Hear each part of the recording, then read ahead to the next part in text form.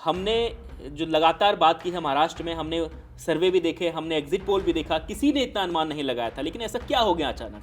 दूसरा जो कारण है बीजेपी का वहाँ जीतना, वो है बीजेपी का एकजुट होकर लड़ना। बिल्कुल। सारे ये तीनों जो इनके ये थे वो सारे एकजुट थे। सीटों का बंटवारा उन्होंने पहले किया, अपने उम्मीदवार पहले घोषित किए, उसके बाद कैंपेनिंग में मोदी जी खुद गए, अमित शाह जी गए अब बीजेपी अगली के। स्कीम देवेंद्र फडणवीस बनाएंगे।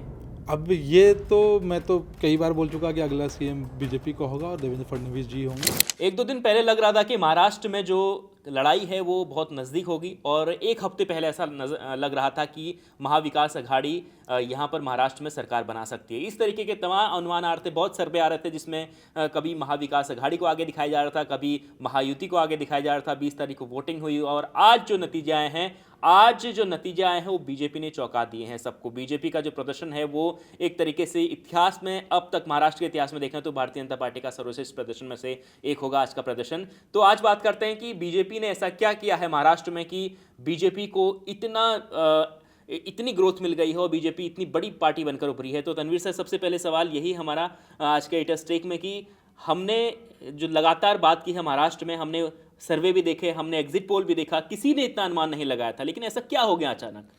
देखिए, जो भी एग्जिट पोल थे सब 140, 145, बहुत हद 155 तक दे रहे थे जी महायुति, बीजेपी जिसकी सबसे बड़ी पार्टी है। जी। और हम लोगों को भी ऐसा लग रहा था कि बीजेपी 155-60 पे सिमटेगी, हालांकि मतलब महायुति। और ये बात हम लोगों ने हर डिस्कशन में कहा कि जीत तो महायुति की ही होगी, लेकिन इतनी अच्छी जीत होगी, इतनी शानदार जीत होगी, ये हमें उम्मीद नहीं थी। इससे पीछे कुछ रीज़न है। सबसे पहला जो रीज़न है, मेरे ख्याल से सबसे पहला जो कारण है वो है संघ ने जिस तरीके से मेहनत की। और ये बात हम लोगों ने चर्चा भी की थी कि संघ महाराष्ट्र में बहुत मेहनत कर रही है, और जब संघ मेहनत करती है तो उसका नतीजा उनको मिलता है। हरियाणा में भी मिला, और आज जो बीजेपी सेंटर में है उसके पीछे भी संघ का बहुत बड़ा हाथ है।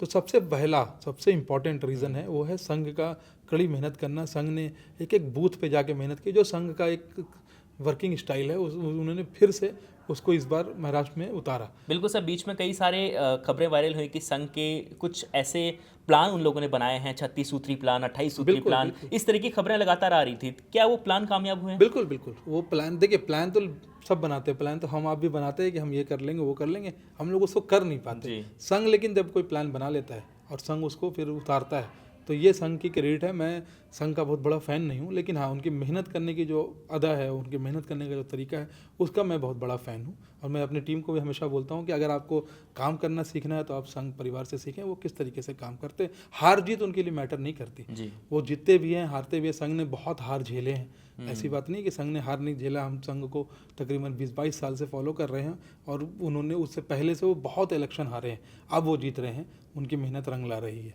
दूसरा जो कारण है बीजेपी का वहाँ जीतना, वो है बीजेपी का एकजुट होकर लड़ना। बिल्कुल। सारे ये तीनों जो इनके ये थे वो सारे एकजुट थे। सीटों का बंटवारा उन्होंने पहले किया, अपने उम्मीदवार पहले घोषित किए, उसके बाद कैंपेनिंग में मोदी जी खुद गए, अमित शाह जी गए, योगी आदित्यनाथ गए, और वो जो नारे थे वो नारे भी काम किए हैं। बटोगे तो कटोगे और एक है तो सेफ है, वो सारे नारे काम किए हैं। दूसरी तरफ महाविकास अघाड़ी, मुझे ऐसा लगा कि वो they have lost the way. वो थोड़ा सा मतलब उनका उतना फोकस उस तरीके का नहीं था, वो थोड़ा आपस में भी लड़ते रहे और एक किसी को सीएम के चेहरे के तौर पे भी नहीं उतार पाए, और उनके पास कोई इतना कद्दावर लीडर भी नहीं था। लेकिन हाँ, इतनी अच्छी मतलब जीत होगी इसकी उम्मीद नहीं थी। इसकी उम्मीद मुझे लगता है बीजेपी ने भी नहीं की होगी। बट ठीक है, संघ, योगी आदित्यनाथ भी एक बड़ा फैक्टर है, उन्होंने भी कैंपेनिंग काफ़ी जम के की।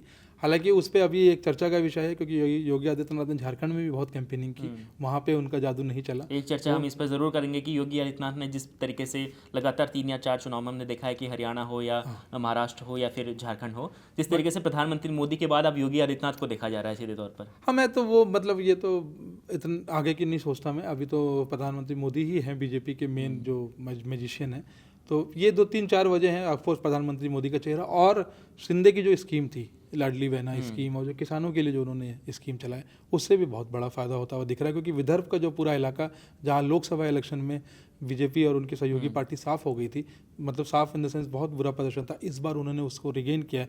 मुंबई और उसके आसपास के इलाकों में भी काफ़ी रिगेन किया है, जो कि लोकसभा में नहीं कर पाए थे।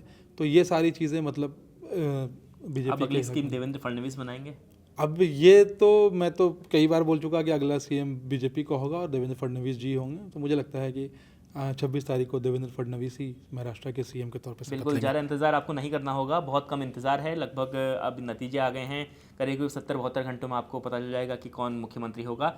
आप बताइए कि जिस तरीके से महाविकास अघाड़ी ने चुनाव लड़ा, बहुत सारी उम्मीदें थी, बहुत जिस तरीके से वो सीट बंटवारे हुए बहुत मंथन हुआ, सब कुछ हुआ, महाराष्ट्र की राजनीति के चाणक्य माने जाने वाले शरद पवार उनके पास थे, लेकिन उसके बावजूद भी इतना बुरा प्रदर्शन करी 50-55 सीटों पर सिमटने की स्थिति में आ गई है महाविकास अघाड़ी। आप बताइए क्या रहे कारण, बीजेपी की जीत के कारण क्या रहे और महायुति के महाविकास अघाड़ी के हार के कारण क्या रहे? कमेंट कर ज़रूर बताएं और देखते रहें इंडिया.com।